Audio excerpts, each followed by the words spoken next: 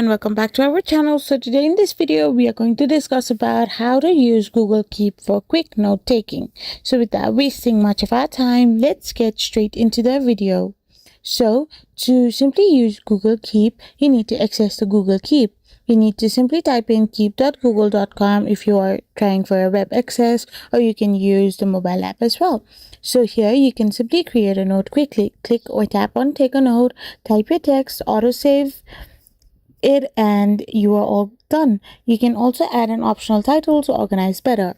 Now add rich content like checklists, voice notes, and image sketches. After this, you need to stay organized. You need to label your tags. You can simply color them or pin your priority notes to the top and set reminders. After you have done this, you can share or collaborate. Share your notes with others and you can have your updates synced in real time across all devices.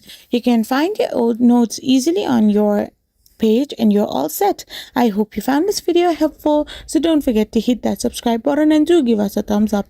We will be back again with more informative videos. Thank you for watching.